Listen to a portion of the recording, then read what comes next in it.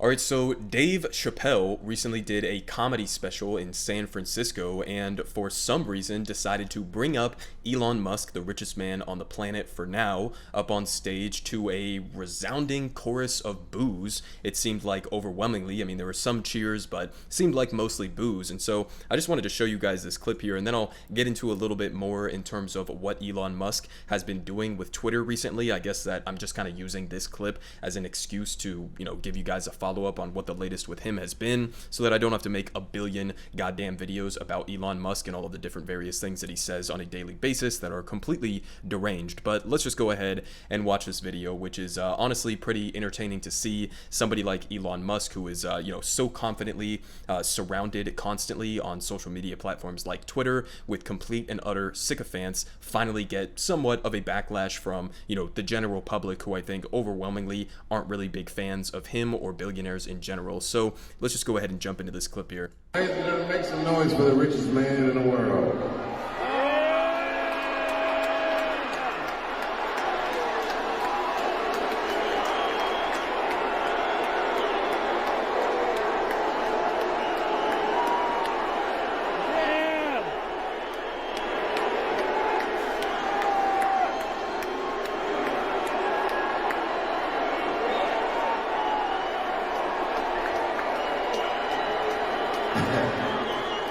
Cheers and boos, I see.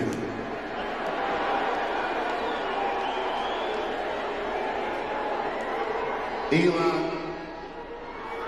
Hey, Dave.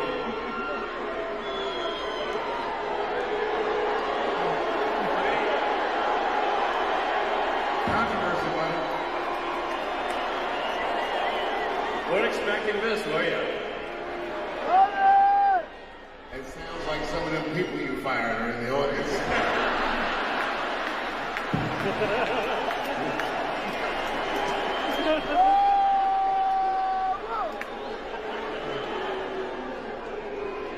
Hey, wait a minute.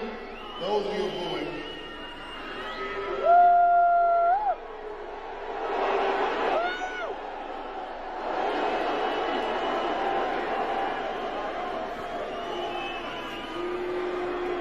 Tough road ahead, it sounds like.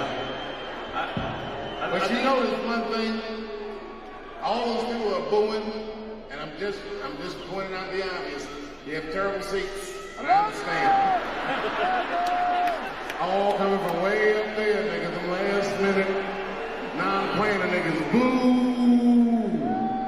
Boo! Boo! Listen.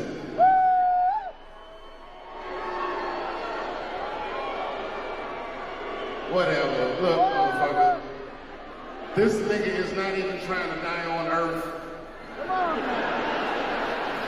His whole business model is fuck Earth. I'm leaving anyway. Do all you want. Take me with you, nigga. I'm going to Mars. Whatever kind of pussy they got up there, that's what we'll be doing. Anti-gravity titty bars.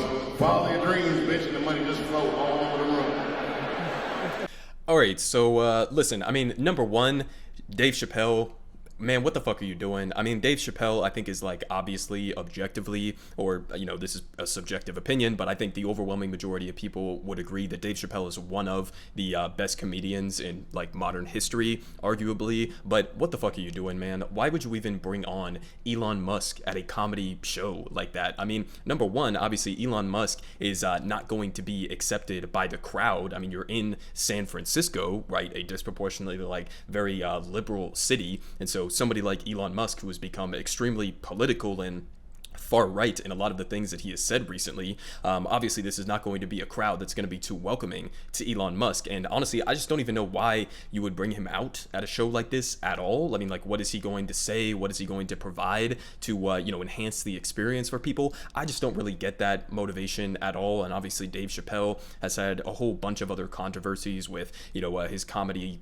specials where he attacks the trans community and all of that. It seems like he's had somewhat of at least a minor fall from grace over the last couple of, years, or I guess months now. And, this is just kind of the latest in something that's really at the end of the day just kind of cringe. And, obviously I think it's kind of funny that Elon Musk is getting booed by this crowd. I think it's funny whenever a billionaire is actually, has to face the general public and actually hear from, the public town square in a way, even though Elon Musk likes to come out and say that Twitter is the modern day public town square, which I actually agree with to an extent. But at the same time, I mean, he's definitely in an echo chamber on Twitter. You go look at his replies, it is nothing but bizarre, bootlicking, sycophantic weirdos who are constantly like hyping him up and saying, oh, you're this god, you're this genius, you are, the smartest, most intellectual man in the world, you are potentially the savior for humanity.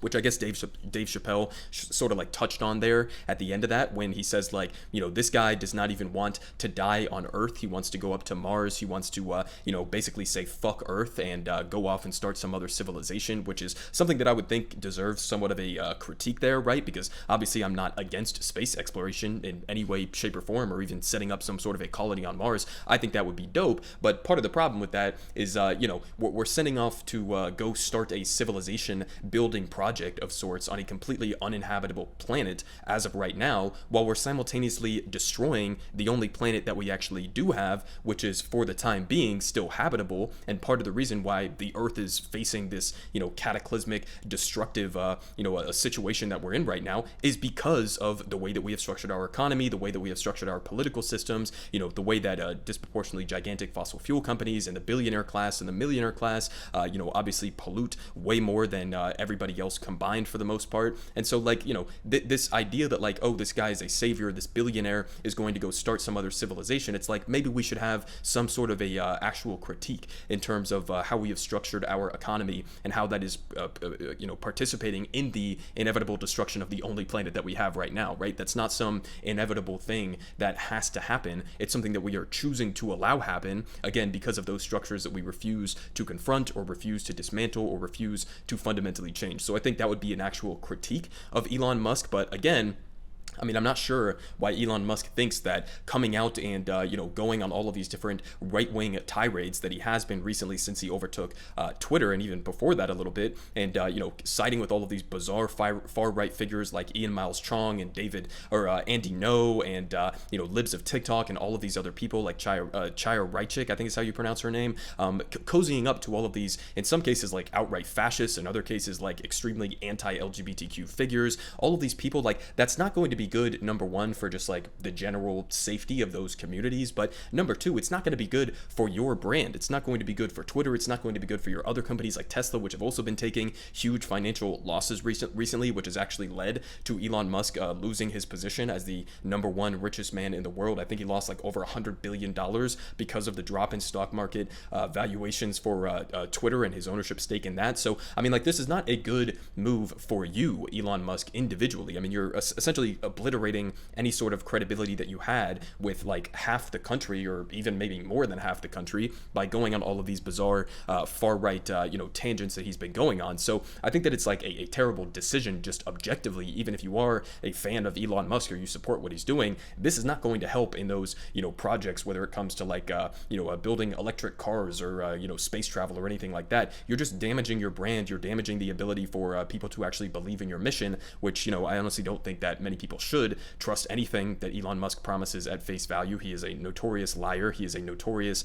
exaggerator when it comes to what his companies are working on, what their capabilities are going to be, the time frames that they're going to be able to get done. But I got a tweet thread here at the end that we're going to get into, where we get into some of the contradictions of Elon Musk, specifically related to Twitter. But in the aftermath of this post going viral, we did have Elon Musk coming out with a little bit of cope here. And I mean, this is some of the hardest cope that I've ever seen in my life, right? You all just saw that clip that we just went through, right? I mean, it seemed to me overwhelmingly the majority of people were booing. I mean, maybe that's, because of the positioning of whoever was recording the video and them in the crowd. Maybe there were more positive cheers, but it definitely wasn't how Elon Musk is portraying it here. Okay, so he says technically it was 90% cheers and 10% boos, except during quiet periods, but still that's a lot of boos, which is a first for me in real life. And he says it's almost as if I've offended San Francisco's unhinged leftists, but nah. I mean, think about this. I mean, we're talking about San Francisco. This is a district that is represented by Nancy Pelosi. Okay, not exactly a leftist by any stretch of the imagination, but that's part of the problem problem with Elon Musk's political analysis is that he literally thinks that anybody to like the left of Ronald Reagan or something, or to the left of Ron DeSantis or something, is like some unhinged far left person, right? Okay, he would classify Hillary Clinton and like Bernie Sanders in the same woke sphere in terms of like where they stand on the political spectrum. He has no ability to differentiate, or he's refusing to differentiate between actual leftists like socialists or communists like myself, or even like social democrats like Bernie Sanders, versus corporate Democrats and liberals like Hillary Clinton or Joe Biden, etc. And he basically just lumps them in, as many other conservatives do, under the same like woke label, which we'll see him use here in a second. But a couple other updates here from Twitter.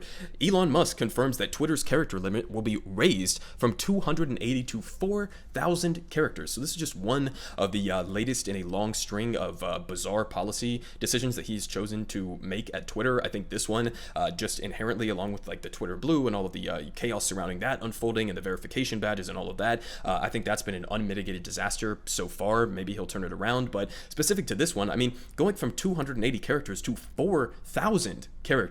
Okay, what are people? Nobody's gonna read this shit, man. I mean, what kind of a policy is this? The whole point of Twitter is that it's like short, bite-sized things, and maybe you link to like a Substack that has a longer breakdown, or a video like I post my videos on Twitter that has a longer breakdown, or maybe you do a tweet thread and it has a little bit more information. Maybe you're linking to some news outlet or something like that. The whole point of Twitter is that it's easy, it's right there, it's snippy. You can find out more information if you want to, but it's really like palatable for people to get quick information. That's the whole appeal of Twitter. So raising the threshold to 4,000 characters, right? He's not going from like 280 to 500. He's going from 280 to 4,000. Nobody's going to read that shit. And I mean, as pointed out here by Shoe on Head, she says, "I'm ready." And then it's just like this long, exaggerated tirade here. I mean, this is what it's going to look like on Twitter now with this latest policy decision, which I have no idea why he decided to do.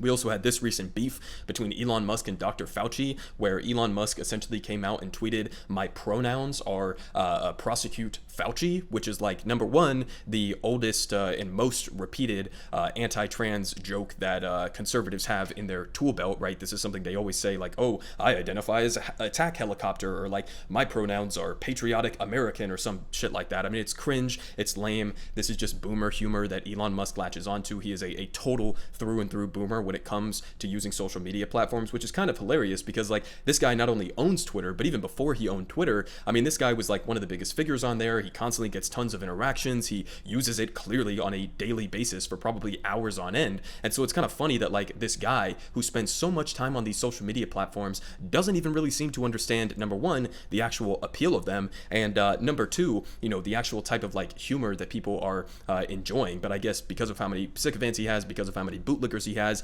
he always gets interactions regardless of how cringe some of the memes or the statements are. And obviously calling to prosecute Fauci, many conservatives have been calling for that for since the COVID began. So you're a little bit late to the party, number one. Number two, what are you prosecuting him for? I mean, I guess you could say he misled people in regards to like masks at the beginning of the pandemic. You could talk about some of the research that was being conducted that may have led to the releasing of COVID in the first place, because they were doing like risky gain of function research and all that. There's definitely critiques there. There's definitely like, I think a warranted investigations could happen, but to just come out and say like prosecute Fauci, it's just kind of like, I don't know, like vague and weird to say as the owner of a massive social media platform. Definitely not going to be helping your clout with, obviously, trying to build this platform as something where he says he wants, everybody to come in and have polite discourse and good faith conversations and debates and all of that, but then you're just like openly coming out every single time using extremely far right rhetoric and cozying up to far right people and attacking Democrats, attacking liberals. That's not going to help foster a platform that is truly like across the board, where everybody has the ability to go and participate in some of these conversations. So I think that's definitely going to backfire on him to some extent at least. But I mean, again, just another example in terms of like the type of rhetoric that this guy uses. Okay, and this really is meaningless, but at the same time, it has a lot of underlying importance to this. So he tweets out this just like randomly 6 hours ago today.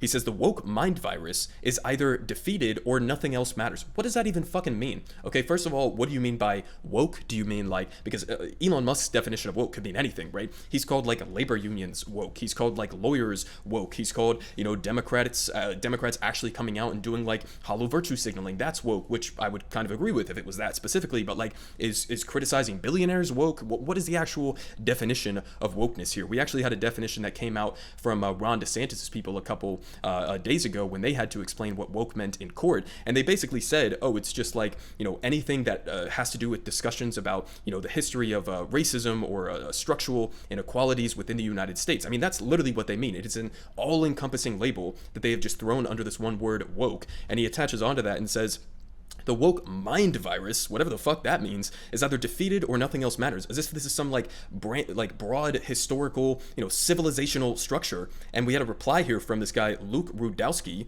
who I don't even know who this guy is. He's got a pretty big account, but he says we are either in a mass awakening event or the total collapse of society. I mean, calm down, man. I mean, it's wokeness is the collapse of society more than climate change, more than wars, more than nuclear holocaust, more than all of these other issues, homelessness and poverty and starvation and all of this. This is the worst thing, right?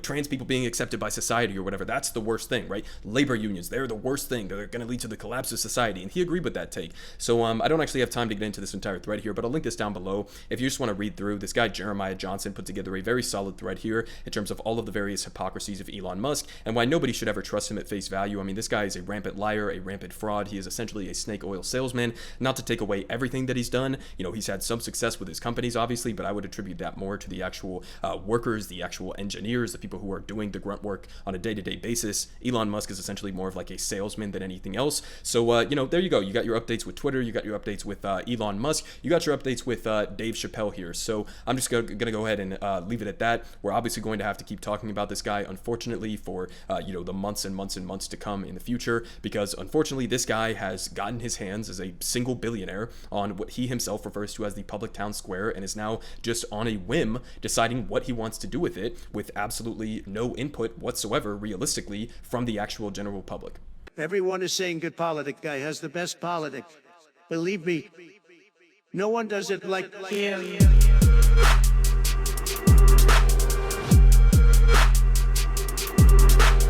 Believe me, everyone is saying